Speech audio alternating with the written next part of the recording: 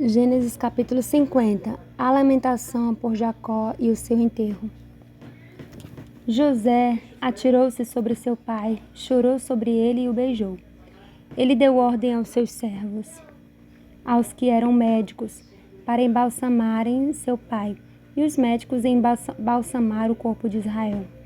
O processo de embalsamento levou 40 dias, que era o prazo normal para isso. Os egípcios choraram a sua morte por 70 dias. Depois que terminou o período de luto, José falou com a alta corte do faraó.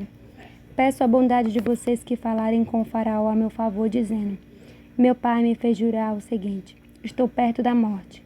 Enterre-me na terra de Canaã, no túmulo que preparei para mim. Por favor, deixe-me subir e enterrar meu pai, depois eu voltarei. E o faraó respondeu: vai, enterre o seu pai, como ele o fez jurar. Então José subiu para enterrar o seu pai. Foram com ele todos os oficiais do faraó, os membros mais importantes da sua família e todas as autoridades da terra do Egito. Além deles foi toda a família de José, seus irmãos e os demais membros da família de seu pai. Somente as crianças, os rebanhos e o gado foram deixados na terra de Gósen. Também foram com eles homens e cavalos e carruagens. Assim o cortejo foi muito grande. Chegando no campo de beneficiamento de grãos de Atade, a oeste do rio Jordão, choraram muito, e José chorou a morte do pai por 7 dias.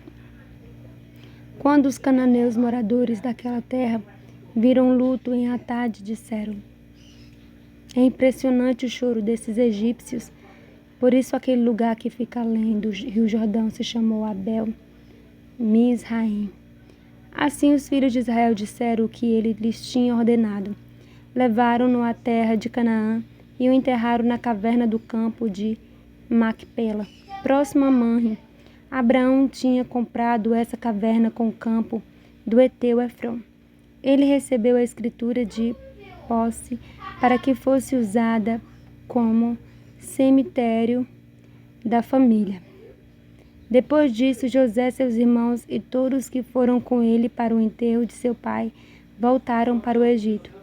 Vendo os irmãos de José que seu pai estava morto, disseram: agora é possível que José nos persiga e se vingue do mal que fizemos a ele.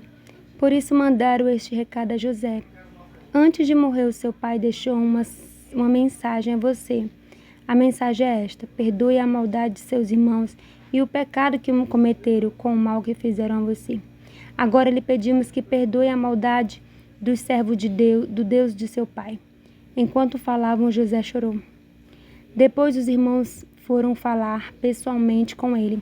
Ficaram inclinados diante de José e disseram: aqui estamos dispostos a servi-lo como seus escravos. José, porém, lhes disse: não tenham medo, por acaso estou no lugar de Deus? É bem verdade que vocês planejaram o mal contra mim, mas Deus tornou o mal em bem, para que hoje fosse preservada a vida de muitas pessoas. Por isso, não tenham medo. Vou sustentar vocês e seus filhos. Assim ele os tranquilizou e lhe falou amavelmente. José e toda a família de seu pai ficaram morando no Egito. Ele viveu 110 anos. José chegou a ver os filhos e os netos de Efraim. Viu também os filhos de Maqui, que era filho de Manassés, os quais José tomou no colo. Disse José aos seus irmãos: está chegando o dia da minha morte, mas Deus certamente virá ao encontro de vocês no tempo certo, e os tirará desta terra, e os fará voltar para a terra que ele jurou dar a Abraão, a Isaque e a Jacó. Então José fez o que os filhos de Israel jurassem, dizendo-lhe: estou certo que Deus fará o que acabo de dizer. Quando isso acontecer, leve os meus ossos daqui. José morreu com 110 anos. Seu corpo foi embalsamado e colocado num caixão no Egito.